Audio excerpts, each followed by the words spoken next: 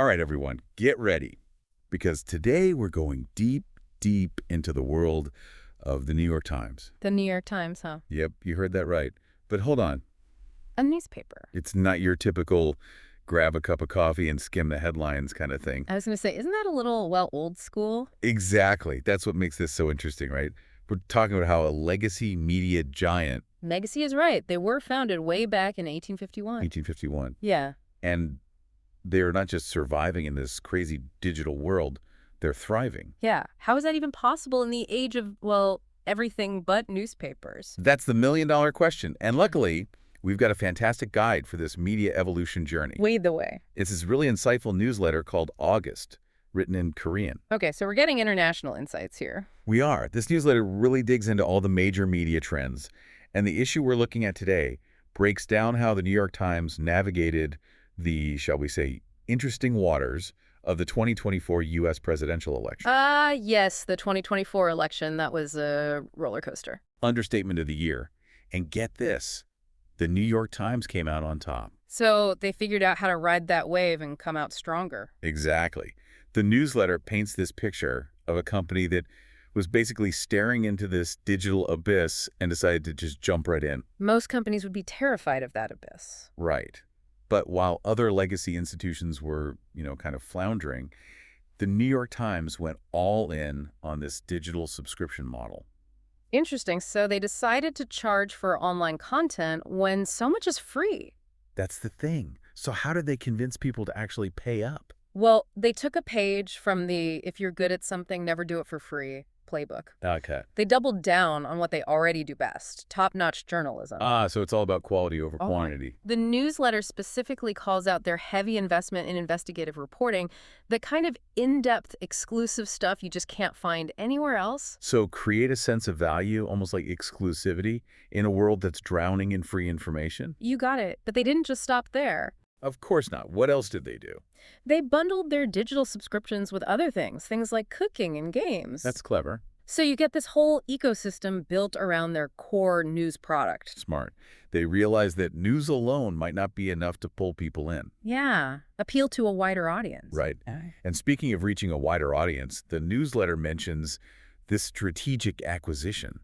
Yes. They bought The Athletic? A sports media company with a huge following already. A bold move, branching out into a whole new market. They weren't messing around. They were playing offense, not just defense, right? Yeah. So the big question, did this digital gamble pay off? Let me put it this way.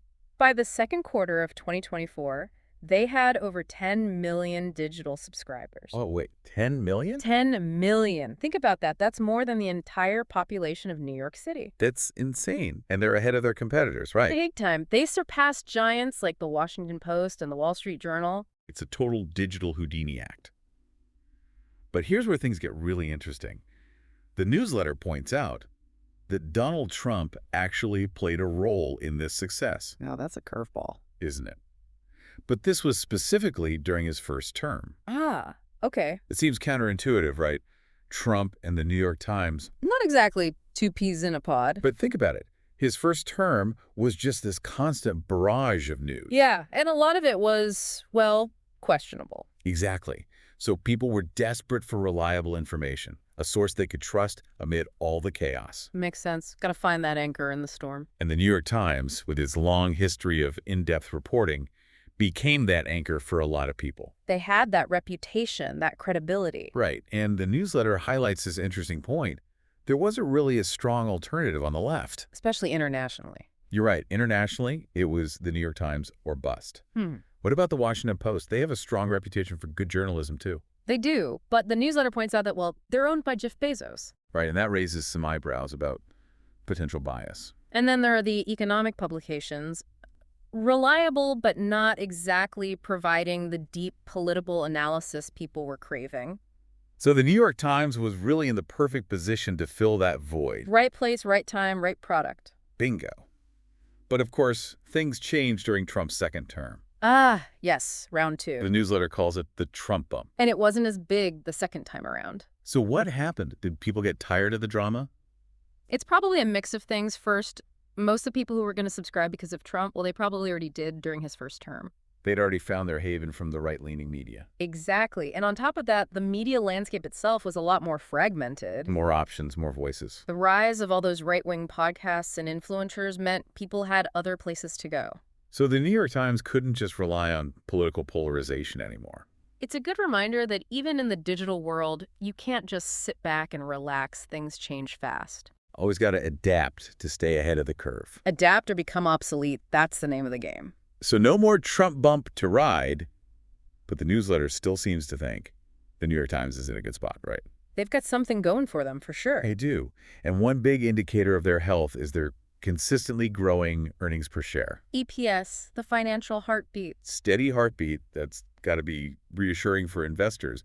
But surely they're still facing some challenges, right? Challenges. Oh, there are always challenges. The newsletter points out 3 key areas the New York Times needs to tackle. 3 key areas. Okay, I'm all ears. What's the first one? Well, remember The Athletic, that sports platform they acquired. Yeah, the big sports move. Turns out it's a bit of a financial puzzle.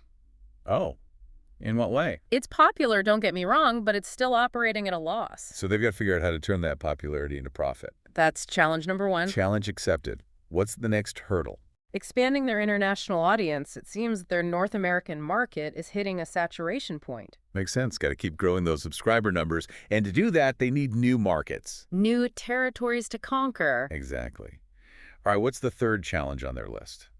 This one's particularly interesting. The newsletter argues that the New York Times needs to fight fire with fire. Oh, how so? They're saying they need to take on those right-wing podcasts head on. By creating their own powerful audio content. That's the idea. Counter that narrative with their own compelling voices. That's like a podcast war brewing. But this discussion about the New York Times and their challenges, it kind of connects to this bigger picture thing the newsletter brings up, right? Yes, the crisis in liberal media. That's the one. It's a much bigger conversation than just one news organization. It's about the whole landscape. Exactly.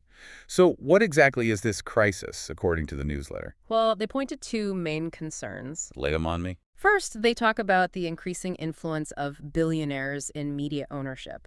You know, figures like Jeff Bezos owning major outlets. Right, and that raises questions about bias, about personal agendas shaping the news. Who controls the narrative? That's a big question. Okay, that's a big one. What's the second concern? They argue that liberal media has become too reactive. Reactive in what sense? They're letting people like Elon Musk and Donald Trump control the conversation through their own platforms. So instead of setting the agenda, they're playing catch-up.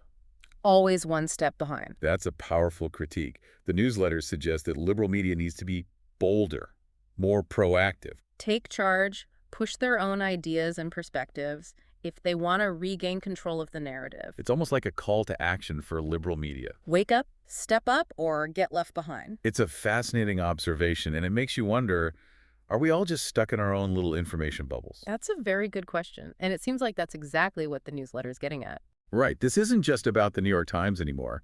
It's about how we, as consumers of information, navigate this crazy media landscape. It's more complex and fragmented than ever before. And speaking of complex, the newsletter makes this interesting comparison between the U.S. and South Korea. 2 different worlds, but both facing similar media challenges. It seems like traditional media in both countries is struggling to keep up with the digital revolution. YouTube especially is a major disruptor. Right. But the newsletter highlights a key difference. A tale of 2 media ecosystems. Okay, I'm intrigued. What's the difference? In South Korea, both liberal and conservative audiences are increasingly turning to YouTube for their news. Interesting. But this has led to a surge in what they call extreme right-wing YouTube channels. Channels that often prioritize sensationalism over facts. So it's like YouTube has become a breeding ground for more extreme viewpoints in South Korea. That's what the newsletter seems to suggest, at least in the context of South Korean media. Right. Okay. That's fascinating. And they contrast this with the U.S., where the New York Times still holds a pretty strong position on the left. Even with all the podcasts and other platforms popping up. So it begs the question, is the New York Times' success a model that can be replicated elsewhere? Or are the factors that led to their dominance unique to the American media scene? It's like comparing apples and oranges. 2 different media ecosystems evolving in their own unique ways. And that makes you think about the bigger implications. Is this a sign of hope for traditional media, or is the New York Times just an exception to the rule? Are they the outlier Or can others follow their lead? It's a real head-scratcher. Yeah.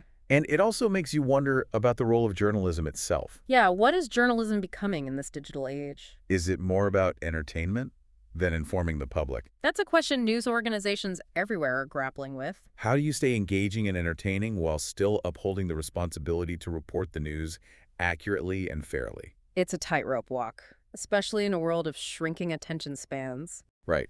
And people are constantly bombarded with information from all sides. It's overwhelming. It's a challenge for sure, but the New York Times' example shows that it's not impossible. They've managed to pull in millions of subscribers by focusing on quality and building this whole digital ecosystem. But it also raises the issue of accessibility. Not everyone can afford a subscription to the New York Times. That's true. It's not exactly cheap. So does that mean high-quality journalism is only available to a privileged few? It's a valid concern, and it speaks to a bigger problem: media inequality. Who has access to reliable information, and who gets left behind? It's a question we need to ask ourselves. The newsletter doesn't offer easy answers, but it does make us confront some uncomfortable truths about the state of media today. It's a reality check. And ultimately, it brings it back to us, the consumers of this information. We have a responsibility. We have to be critical thinkers, question our sources, seek out diverse perspectives. Don't just passively consume, be an active participant. Because the choices we make about where we get our news, they have real consequences. Yeah, they shape how we see the world, how we make decisions. Individually and as a society. It's powerful stuff. This deep dive into the New York Times has gone way beyond just a single newspaper, hasn't it? It's opened up a whole can of worms. It sparked a conversation about the future of media, the power of information, and our role in all of it. And that's the real value of a deep dive like this. It's not just about getting the facts, it's about sparking a conversation. Encouraging critical thinking, empowering people to be more informed and engaged citizens. That's what it's all about. Well said. Yeah. This has been a fascinating journey, and I can't wait to see where we go from here. Onwards and upwards. All right, everyone, that wraps up part 1 of our deep dive into the New York Times. Stay tuned for more. We'll be back with part 2, where we'll explore even more fascinating insights from the August newsletter. Can't wait to unpack it all. Until then, keep those critical thinking skills sharp and stay curious. Makes you wonder if we're all just kind of trapped in these information bubbles, you know? Consuming news that just reinforces what we already believe. Exactly. Yeah. And it's not just about the New York Times anymore. No, it's way bigger than that. It's about how we, as like information consumers, deal with this crazy media landscape. Which is only getting more complex, right? And more fragmented, so many different voices and platforms. Yeah, it can be overwhelming. The newsletter actually makes this really interesting comparison between the media landscapes in the U.S. and South Korea. Okay, two very different countries. You'd think so. But it turns out traditional media is facing a lot of the same challenges in both places. Interesting. So what are they struggling with? Well, for starters, newspapers and television are having a hard time keeping up with, all of the digital platforms. Especially YouTube, right? It's huge. It's massive. But there's this key difference the newsletter points out. Okay, I'm all ears. What's the Yeah. difference? So in South Korea, both liberal and conservative audiences are increasingly turning to YouTube for their news. Makes sense. It's easy. It's accessible. Right, but here's the thing. This has led to a surge in what the newsletter calls extreme right-wing YouTube channels. Oh, so channels that are maybe a bit more, shall we say, sensationalist. Exactly. They often prioritize, getting those clicks and views over actual facts. So it's almost like YouTube has become this breeding ground for more extreme viewpoints in South Korea. That's what the newsletter seems to be suggesting, at least in the South Korean context. Okay, fascinating. So how does that contrast with the U.S.? Well, in the U.S., the New York Times still holds a pretty significant position on the left, even with all the podcasts and other platforms. So they've managed to hold their ground, at least for now. Right. And that makes you wonder, is the New York Times' success a model that can be replicated in other countries? Or are there specific factors that led to their dominance in the U.S.? Like, are they the exception, not the rule? It's a big question, and it kind of makes you think about the bigger picture, right? Totally. Like, is this a sign of hope for traditional media? Or is the New York Times just an outlier? Can they weather the storm, or are they just delaying the inevitable? It's a tough one to answer. And then it makes you think about the role of journalism itself. Like, what is it even becoming in this digital world? Is it still about informing the public? Or is it more about entertainment now? It's a question a lot of news organizations are wrestling with, I'm sure. How do you strike that balance between being engaging and entertaining, but also reporting the news accurately and responsibly? It's a tough line to walk, especially with attention spans getting shorter and shorter. Right.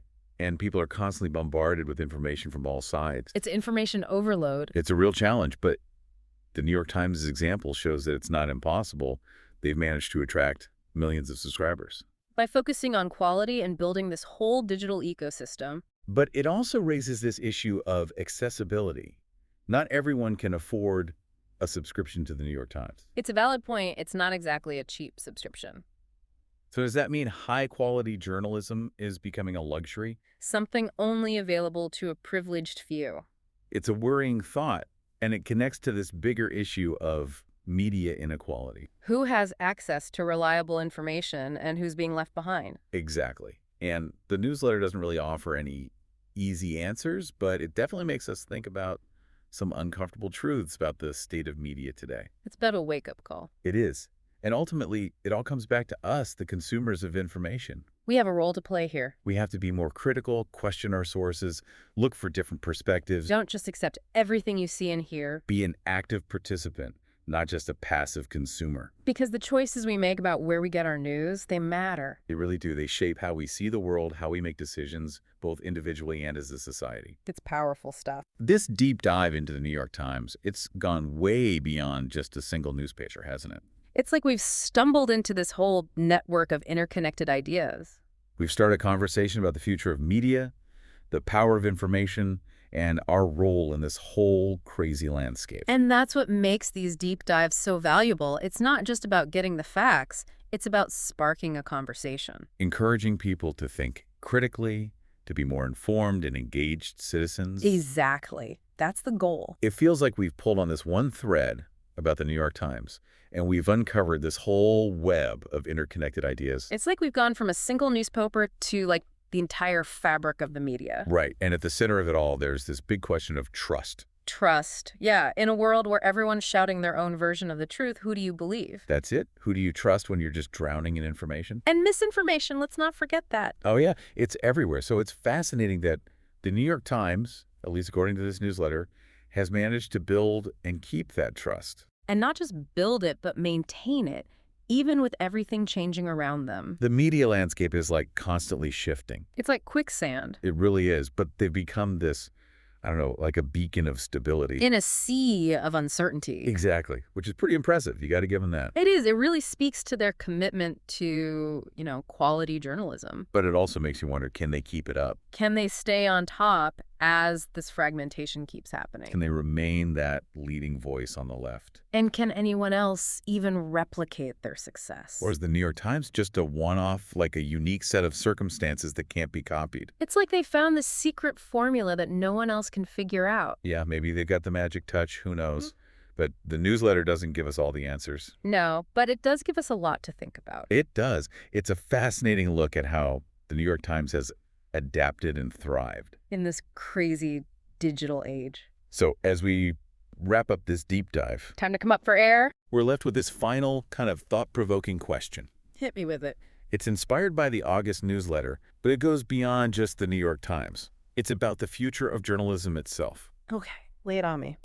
Can high-quality subscription-based journalism survive? Survive, or better yet, can it thrive? In a world where free content is everywhere and social media algorithms are calling the shots? This is a tough question. It is, and it's one we all need to think about. So if you're interested in exploring these ideas further, definitely check out the August newsletter. It's a goldmine of insights. It really is, and no matter what you read or watch or listen to, always keep those critical thinking skills sharp. Question everything. Exactly. And stay curious, because the world of news and information, it's always changing, and we got to keep up. Adapt or get left behind. Well said. Thanks for joining us on this deep dive, everyone. Until next time, keep exploring, keep questioning, keep those minds engaged.